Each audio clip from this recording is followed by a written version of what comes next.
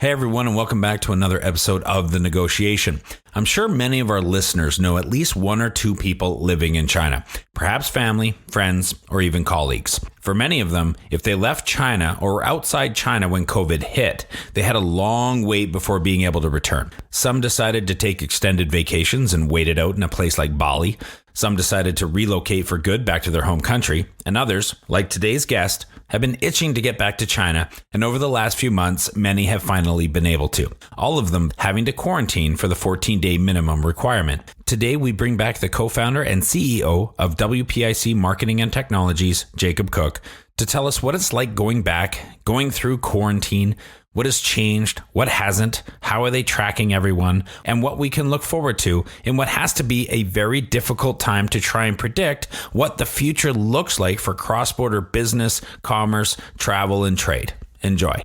A lot's being tied to Jack Ma's speech at the regulators, and that's why this was banned. And I really don't see that being the case. Just the way things work over here, it's not as top-down as people would like you to believe. I don't think this has anything to do with Jack Ma potentially saying something that was offensive to somebody. It really probably is more to do with reserve requirements. And probably what they're more worried about is the peer-to-peer lending part and the microfinancing part. And because there's been a lot of failures and a lot of fraud in that industry, it probably does make sense that the regulators do want to have a crack at this before they have an IPO. I think that makes a lot more sense than they simply kiboshed it because of something he said at a speech. I mean, he's been outspoken. He's always been outspoken. There's plenty of other ways to deal with them, especially considering, there's probably a lot of influential people here that are tied into that IPO as well.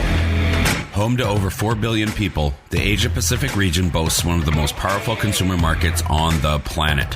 Not only is it home to half the world's under 30 population, but it's also home to more than half the world's internet users. It's a market no globally minded brand should ignore, but entering markets like China is no easy task. Just ask the likes of Microsoft, Google, Uber, and Facebook. Times are changing, and with the right partners, doors are slowly opening as more and more companies find success expanding into the markets of the Middle Kingdom. I myself spent 8 years in China, mostly as a venture capitalist, helping early-stage tech companies enter the Asia-Pacific market successfully. This show is dedicated to uncovering and examining successful China entry and growth strategies by interviewing the people behind those success stories. My name is Todd Embley, and welcome to The Negotiation, brought to you by WPIC Marketing and Technologies. Jacob, welcome back to the show. Thanks for coming on, bud. Thanks for having me. High level, you've been out for 8 months. Now you're back in China. What's it like? Coming back when things are back to normal here was pretty interesting. So for the first time, and you can probably relate still being in North America, you feel like the pandemic's over. So, I've been trying to share that with a lot of people and what the light at the end of the tunnel is going to look like. But yeah, I mean, there's no more precautions. Business travel is back on domestically. People are back at malls, restaurants, nightclubs, all that stuff is back open. So yeah, it feels great. Wow. Okay. That's awesome to hear. Any major surprises, changes, anything that you've been met with since you've been back? Well, I think there's obviously been some changes. I mean, some local businesses didn't make it on the smaller side of things, but not as many as probably would have been expected. A lot of those were probably marginally hanging on even before the pandemic anyway. But a lot of digitization is really happening as well. That whole push, to get online. Now everybody's doing it. Some examples that, were given on a couple of my interviews on Bloomberg too. Again, you now see the much older generation buying things online and getting it figured out. And it's not just the young people doing it for them. So it really has encompassed all parts of society now. And we really sort of have full digital penetration here. As you came back, even thinking about airports and flights and taxis and things like that, are you seeing any precautions even at the supermarket or the schools that your kids go to? What's going on over there? Can you kind of measure and tell us a little bit about what the precautions are going on in China? What are they doing over there compared to maybe what you were experiencing or seeing from when you were over here? Well, two main things. One, the mask culture was already in place, for like the last 10 to 15 years anyway, because of pollution levels. So it wasn't a big ask to, for people to continue to wear those masks. And they are today still as well. I mean, you're on the street, you're probably 90% of the people are still wearing masks, even though there's actually no reported cases. But number two, contact tracing. So one of the first things I noticed, when I came back is I'd always put my phone next to my bed with my alarm clock, and I would get up in the morning and it would be dead. And, being the software engineer that I am, I finally realized that the contact tracing apps are so active that they're constantly communicating with every other device around it, so that if there ever was an outbreak, it would be very quickly traceable. And we've seen that with the minimal outbreak that they had in Qingdao about a month ago. Everybody who was around anybody who was exposed was very quickly identified and isolated. And we don't have any social distancing. Of course, that's not going to be impossible in a country with the population of China. Yeah. So that's not happening. But those first two are definitely in full effect and seem to be very efficient, let's say, at reducing the spread. How aware are you beyond even that, and dig into that a little bit? Like, what does it say on your phone? How do you know that it's working? What is almost the UI UX that you're fronted with? Is it just like a green screen, red screen kind of like thing? Like, are there restrictions on your movement? How now that you're out of quarantine, do you fully feel free? The first 14 days when you come into the country is quarantine. I mean, that's tough. I don't think I was quite psychologically prepared for how tough that was going to be. My plan, immediately I had ordered all the amenities and found out very quickly I wasn't going to be allowed any of that. So I had to tough out that for sure. But in terms of the app, you have a code and it's different in every province. So when you go into Nanjing, for example, you'll download the code and it'll ask for your travel history. And if you haven't been anywhere that is of concern, it'll go green, and you'll need that to check into your hotel. You'll need that to enter certain public buildings. In ride sharing, the drivers are usually showing that with you right away. And it's polite to show your code back so everybody feels safe. But when I was in quarantine and when I arrived, my code was yellow, which means my movements and activities were restricted. I wasn't allowed to leave. And in the case that, I was around somebody who had a problem, then the green would go yellow and I would be put back into isolation. And that's how it works. Wow. It feels like some sort of sci-fi movie. Honestly, if we look back now, it's just been normalized. It's just normalized. But if you were to look at that, maybe a year ago or a year and a half ago, it would probably seem pretty weird, but it's just completely and totally normal here now.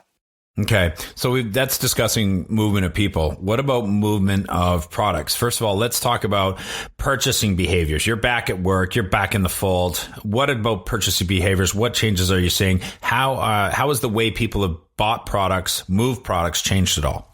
Well, e-commerce is booming. The first real sign that we saw was in June when the 618 sale launched. The numbers that Tmall was reporting were absolutely insane. I think 134 billion during that festival, which was a full 3.5-fold increase on the year before. Wow. As we're recording this, it's a day before 11/11. Obviously, this is another massive shopping festival that is entirely encompasses the whole country now too.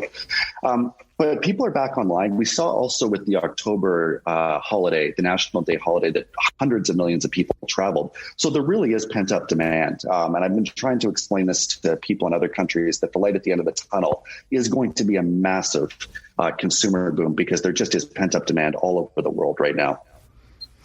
Do you think that's China focused or China centric? Or do you think that after these major lockdowns, you'll see in other parts of the world, and I apologize for putting you on the spot for something that maybe you're, not the most, qualified expert to ask on, but when we see Germany come out, France come out, England come out, could we expect similar thirst and hunger for the same types of things that China has seen to kind of come out and have? Well, if we follow the patterns that have happened, I mean, everything from the lockdowns that started, every country has sort of matched this behavior. But, once this is really and truly over, yes, there is going to be a lot of pent up demand, especially as governments have stepped in to really mitigate the economic damage from a consumer level and with employment insurance and various other programs. Can you speak to unemployment in general and just kind of quickly cover, is it fully rebounded? Was it 50% rebounded? And maybe what you know about as far as how the government stepped in to help everybody recover quickly?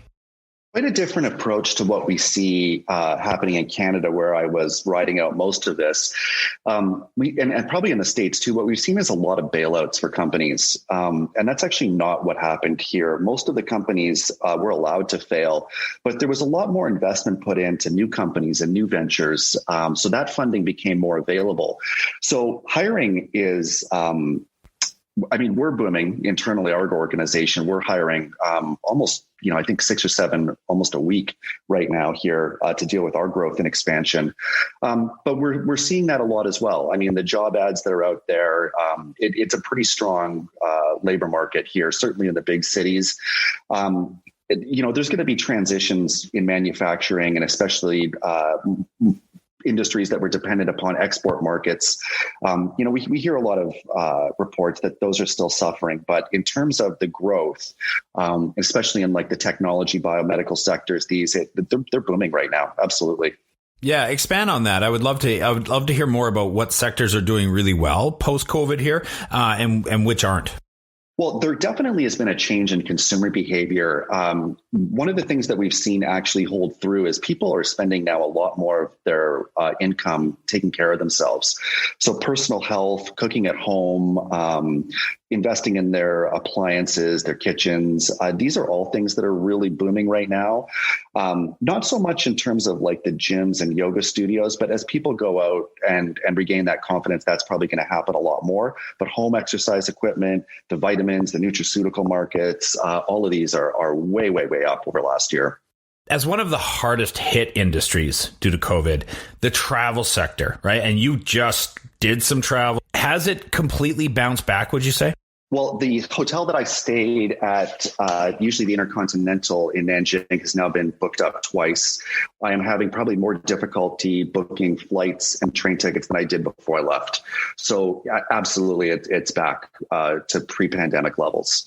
Wow. Yeah. And you were saying that there was just, a lot of travel still just with the national holiday that happened at the end of October there, or end of September there. It just seems like people are really willing to travel, and that there really hasn't been any kind of restriction or hiccup there. Not at all, which actually surprised me, because I think what we, as business people figured out is that we could probably get a lot of our work done over these Zoom calls, and a lot of these client meetings weren't totally necessary. So I was kind of wondering, just in the back of my mind, if business travel was ever going to come back to 2019 levels. But if China's any indication, yes, it is. It's interesting because obviously it has changed. And I think there is a cementing or a permanency that is starting to take place, where you're seeing it reflected in the commercial real estate industry. Obviously, you're seeing it on the tech side of things, tech security side of things, obviously with Zoom and all the rest of them. Has China experienced similar, let's call it, industry outcomes? Certainly the softwares were always on the rise, even before pre-pandemic levels. I think so. I think that absolutely collaborative softwares are more in play across all businesses. Is their adoption rate 100% yet? Probably not. There's probably a lot of room to grow. It's also, I think, more fragmented. I mean, what we kind of see in the West is Microsoft Teams really taking the lead. But Alibaba has a competing product. WeChat, Tencent has a competing product. So we probably really haven't seen a clear winner. And of course, Microsoft is fully entrenched in market as well. People's behaviors are definitely changing. Maybe not as much as I would have expected, though. Certainly maybe not as much, I think, as is happening in the West. Yeah, because I mean, it's kind of been a bit of a cultural revolution where I think companies are starting to see, well, we're actually haven't dipped as much as we thought we might with everybody being at home. It's actually worked out. There's been a few positives and upsides from it as well. And now we don't have to pay those rents that we were paying for the commercial real estate, especially what they would have had to do to kind of meet the standards for sanitization and distancing protocols to get people back into the offices. Did any of that happen? Just from the point of view of a commercial real estate point of view, was any of that in play? Did any of that happen? I mean, is it a culture of people going to an office, and has that changed? It didn't change as much as I expected. I mean, coming from Vancouver, there definitely is going to be a collapse in commercial real estate. Certainly people have figured that out, that they can work and be as productive at home. Probably what's going to happen is a balance of work at home and work at the office, but getting stuck in those commutes is not enjoyable to anybody. But, to be honest with you, I was coming back expecting to find deals on commercial real estate here, like you would have been finding in certainly the cities that I was at in North America. And nope, not at all. And especially in the AAA buildings, prices didn't drop at all. We probably have found something to fulfill our expansion needs in Beijing, but we're certainly not getting a stellar deal on it. And basically the same in Nanjing. I mean, we just finished our campus there in January this year. Now that whole complex is completely full. So I don't think the work at home culture is really going to happen here. And there's probably some differences that aren't even cultural. I mean, people live in smaller apartments here.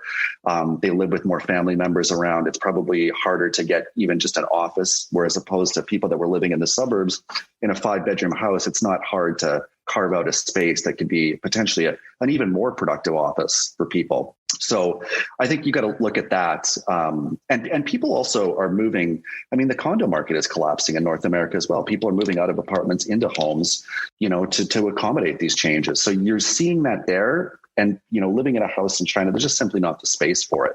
So we're probably not going to see that here as well. I think offices, and certainly what we're seeing, are still going to be, very primary. I wonder if that even has something to do with the fact. I mean, I love being at home because, I'm from a North American culture and I cook a lot at home. I have lots of food here. I don't, in China, as we know, people eat out almost most meals.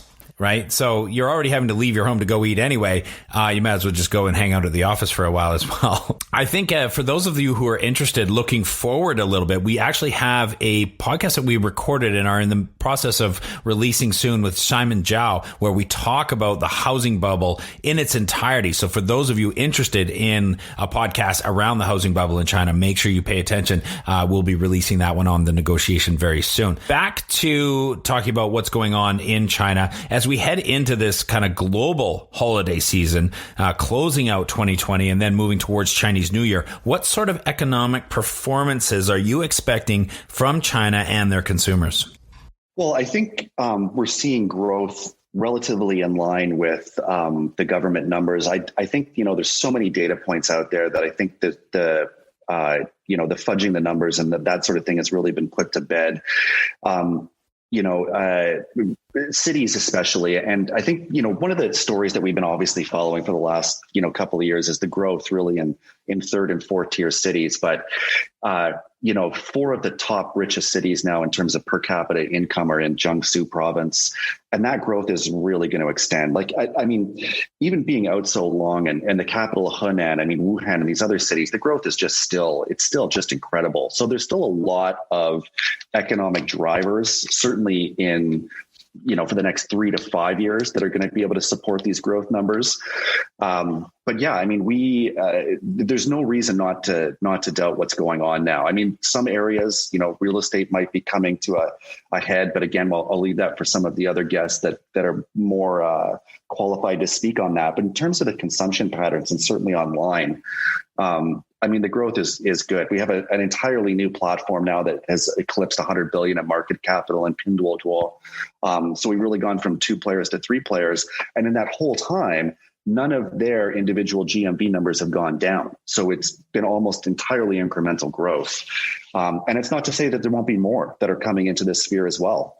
We are now somewhat post-election in the U.S. Okay. So now for organizations that can kind of maybe, and I think with everybody, start to slowly move on, accept what's happened. And now we're looking to prepare ourselves for the next few months, what's going to transpire as things continue to get sorted out. And regardless of the outcomes and who actually stays in power, how can companies, what is your recommendation to companies to make sure that they are well positioned to succeed in China, despite what might be happening if their home base is in the U.S.? In terms of what we were following, and the trade war was not going to be good. With all of these things, there's no real winners at this. Businesses and consumers and companies and jobs do suffer. Through the whole thing, we never really saw reductions in trade. So even increasing taxes or what have you in already a high tax environment never really reduced the flow of goods. The taxes that were put on American goods coming into the market, had some effect, but there was already really high import duties. The VATs are quite high in China. And then, going the other way, I don't think there was a single month, and I could be corrected on that trade from China into the US went down at all. So I don't think it's really going to affect anything as much as the media would have you believe. Life's going to go on, basically, either way.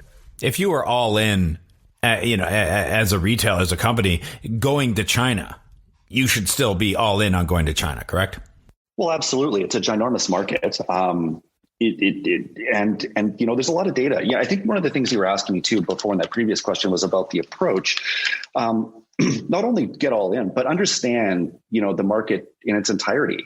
I mean, this is such a big market, but that also means that there's a lot of data out there. So when you're thinking about those decisions and going in there, you can use big data platforms to really download and analyze those market conditions, understand the size of your market, understand what the competition looks like, understand the price points that people are paying for those products.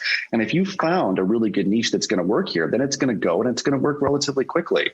But at the same time, if you're turning around goods that are already made here and trying to sell them at 10 times the cost, then you've got to figure out a better strategy and a better approach to be able to compete here. It's not, that everybody wins, but if you've got really good data and you've got a really good analysis, then you're going to do really well here. WPIC itself has invested a tremendous amount and opened up a big, awesome brand new campus in Nanjing. Tell us about the campus. Tell us about why the campus. Tell us about what people can expect from it. Tell us about the live streaming studios, which are awesome. Explain a little bit about that investment and why you went down that path. Well, certainly, I can't say enough about the city of Nanjing. Not only is it a very education-focused city, but we've done a lot of really creative things. So if you looked at 10 years ago, people still from Nanjing were going to the bigger cities, to find jobs into Shanghai. But we've always known with the growth and what's happened there recently, it really is a major up and coming city in China. It's, it was the traditional capital before the war, World War II. And that moved to Beijing. So there really is, and not only it's central in China, but yeah, I mean, even as we broke ground on that, we had to change the blueprints because we had 3 live streaming studios. It was growing so fast, we had to stop design 5. And even now, I mean, it hasn't even been open for 8 months. We're already renting other places in that area to expand those studios as well, just because of how important now video content is. So what's really changing is how brands are presenting to the market. Branding is becoming even more important than it was before. But, with the shift to online, what we're seeing actually is that online ads, the inventory has not caught up with the demand. So prices are rising very, very quickly. And in that case, there's also a lot more offerings out there. So customer acquisition costs on performance marketing tactics have almost priced that out of being an acceptable tactic. So your videos, viral marketing, all of these things have become much more important. And that's definitely an area that WPIC is winning now and very concentrated on maintaining the industry advantage. The campus is great, but actually it's not even going to make it a year until it's full. And that's just how much growth in e-commerce has happened this year. So we'll be looking to double the size of it again and start construction early next year on the next one. Same area, but it's one of the biggest challenges, certainly from WPIC's point of view, is to keep up with the growth in the industry.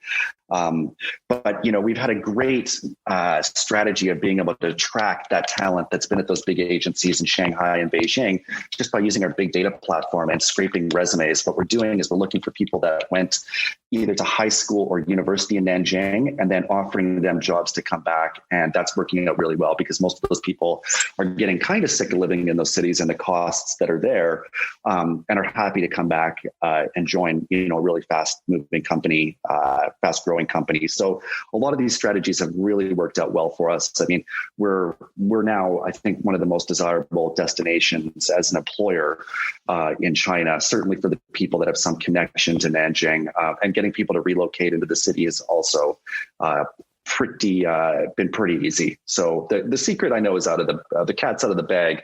The secret's out certainly about Nanjing. We're going to see a lot more players moving in there, but we're glad to have a head start. And that city again, I can't speak more highly of it and how good it's been to WPIC. Well, hopefully they hear that praise. I think it's really smart what you're doing with the analysis of the resumes. Having hired a few Chinese people in the past, myself in China, I know that decreasing friction from mom and dad is always a good play, and bringing their children back closer to where the roost is has to be a good play all around. So kudos to that. Let's look at something that was very optimistically, and a lot of people were getting really excited about, and that was the Ant Financial IPO. Okay. It was expected to take place. It is still expected to take place. It's on hold right now. What are you expecting from that IPO? I know that you come from a financial background. It's in your family, and I know you pay attention to this. What are you expecting from that IPO, and what is it about that organization that they just do so well that allows them to be omnipresent, omni-integrated into the life of everybody in China? Well, certainly, it's all about the data. Again, when you know people's purchasing habits, and I mean, it is all electronic. Cash is just so dead here now. And this is even before I left. For those who know me, I do wear, the basic Western business attire, which is blue jeans and collared shirt. I had the same wad of cash in my back pocket for so long, it was turning blue. Like it was literally rubbing off on my jeans. And that must have taken months to tell you how absolutely, literally nobody uses cash here at all, except for birthdays and gifts inside red envelopes. Like it is just, and even then, quite frankly, that's being done by WeChat now as well. So cash is totally dead. And that means the two major payment gateways, Alipay and WePay, are not only gathering the online data, but also the offline data. So they've been able to track your online purchasing behavior for a long time, but now they can also seed you ads based on what you're buying offline. So it's really going to enhance their ability and their offerings to consumers. The data is just incredible. I know there's been podcasts about lookalike traffic and things like that too as well, but I mean, the geographical targeting capabilities that are available, knowing what your dietary habits, what you like to eat. I mean, it's really all there. So they're going to be able to tailor offerings to this consumption base very, very precisely. And this is something, you're right, I do follow this quite carefully. I'm actually probably one of the only ones that read the initial Alibaba IPO because I knew that Alipay was not included in it. That's why I sat it out. But certainly if you were watching all the major news networks, they basically said that Alipay was included in that. And it was very clear. I think it was, I won't even say page 82 now, that it wasn't. I've read through this one as well. There's some of the things and features in Alipay and definitely with the work software that actually aren't included in this one as well. So I'm seeing the same style of IPO. But I mean, the thing is everybody and their dog is subscribed to it. So, I mean, people understand what I understand for sure. I think this was one of the most subscribed IPOs in Hong Kong's history.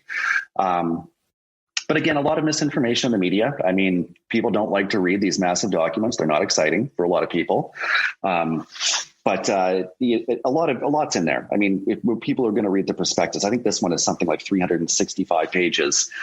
So it might be good to split it up between a few friends if it's something that you're interested in. But there's definitely parts and the work software suite is one of them that aren't going to be included in this. But I think in terms of also a lot of misinformation, a lot's being tied to Jack Ma's speech at the regulators, and that's why this was banned. And I really don't see that being the case. Just the way things work over here, it's not as top down as people would like you to believe. So I don't think this has anything to do with Jack Ma potentially saying something that was offensive to somebody. It really probably is more to do with reserve requirements. And probably what they're more worried about is the peer-to-peer lending part and the microfinancing part. And because there's been a lot of failures and a lot of fraud in that industry. So it probably does make sense that the regulators do want to have a crack at this before before they have an IPO.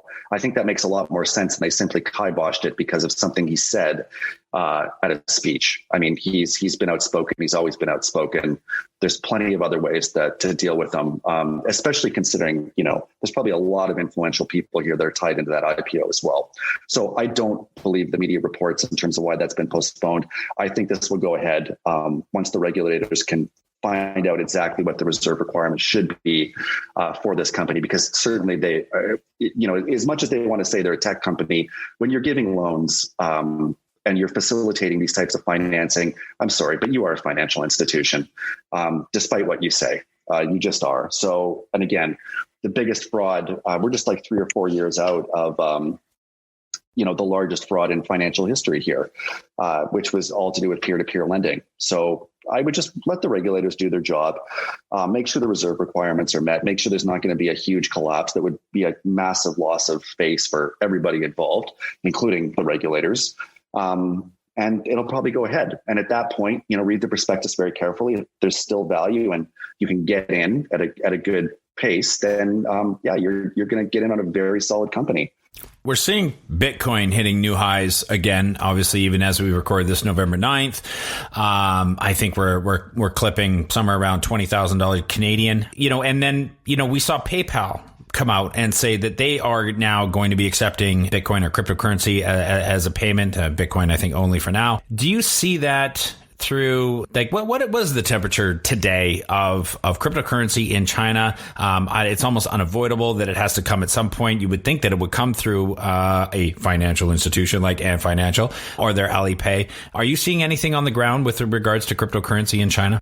Yeah, there has been a currency that's based on the renminbi that has actually been rolled out already. I think this is actually going to be more of a competitor in the long run to the SWIFT system for international transactions. Oh, yeah. It probably, in terms of, your cryptocurrencies and the coins that are out there, there's probably very different topics of conversation. Bitcoin is not going to be an accepted currency in China. It is still banned. I believe the mining of it is still legal in some places. I'm not quite up to speed on those laws. But yes, crypto or electronic currencies, there's going to be a big place in China for those. And, I think one of the things that's probably exciting for the government here is the fact of not making them anonymous like Bitcoin, but actually making them tied to financial transactions and henceforth being able to eliminate corruption. So it's going to make it a lot harder for you to bribe officials if there's going to be an electronic record of that payment going between those two parties. So if you know where the renminbi, essentially take a bill and then everybody before they have to spend it has to write their name and number on it. And that's basically what's being rolled out here. So from a corruption point of view, there's obviously some pretty big benefits to something like that. So almost from a completely different angle than how a Bitcoin is being rolled out, for example. And by the way, Alipay does transact in that digital currency right now. We just recorded Bruno Schiavi, who is one of the founders of Uncle Bud's Hemp and CBD. And they are aggressively going into China now as well. What would you say about that sector in China for those that may want to follow their lead and potentially think about going to China in that industry? Well, I got to say that I'm actually very impressed with how the regulators have handled this. And it's something I totally did not expect, because in terms of, there's this connotation certainly with CBDs and how it comes from the cannabis industry, because there is a lot of connections. Quite frankly, you have Snoop Dogg with that line too. And we know why that's being marketed. Who were those two? Cheech and Chong, one of those guys as well. So with that connotation, I would have expected China to steer very clear from it. But the regulators have actually put in a framework. As long as there is completely no THC, which is the psychoactive ingredient, the products are being allowed in. So we're now actually quite bullish on it. But before, even other people had who were getting into it had actually left China to deal with other parts of Asia that were going to accept it. So kudos on them for getting on board so quickly. But yes, I think the growth that has gone throughout the world, trends are global now. They aren't usually isolated to any one geographical region. So they've probably made very good decisions on coming in. And certainly Tmall is assisting them by giving them market access. Tremendously. And allowing them to maintain their branding, which I know for Bruno was very key. So again, another episode for everybody to look forward to. We're actually going to be dropping that Oh, that by the time this goes out, that will have been dropped, but that is going out November 10th, Tuesday, November 10th. So everybody should be, if you haven't listened to that, go back and listen to that one. It was pretty awesome. Okay. Last question. I just want to ask a little bit about electric vehicles and battery technology. I know that China is really racing out in front. Can you talk to us a little bit about that industry, what's going on, some of the investments, just like how many dollars are being poured into that innovation technology right now? Well, tons. There's tons. And with the type of approach, it really has been sort of the nuclear money bomb approach for investment. We always knew there was going to be a lot of failures in the industry.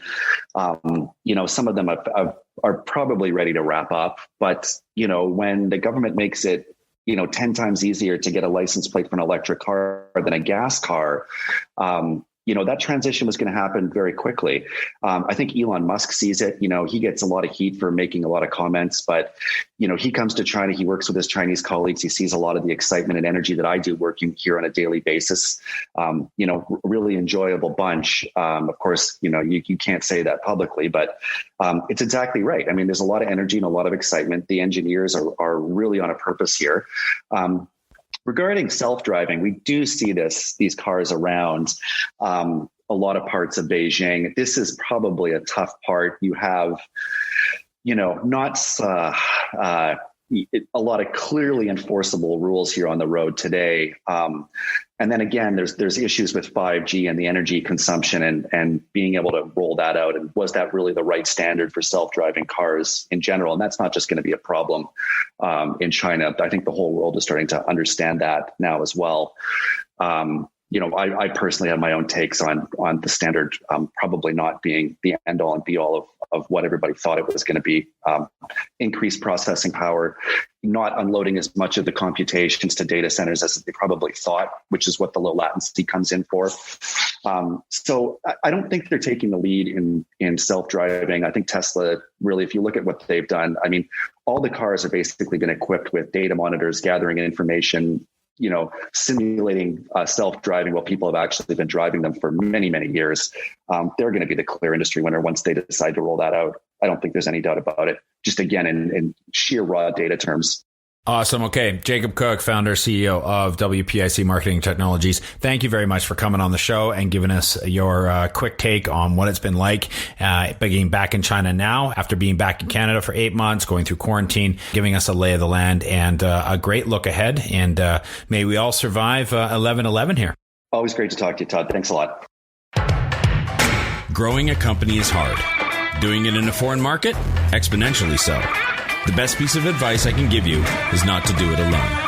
When you start looking across the pond for further expansion possibilities, and I sincerely hope that you do, make sure you choose the right partners to do it with.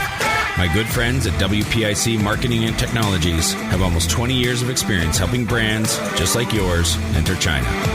I hope you enjoyed this episode of The Negotiation, and if you're interested in being a guest or want to connect with me or any of our team, please reach out to us at podcast@wpic.co. And be sure to rate, comment, and subscribe wherever you get your podcasts. 再见。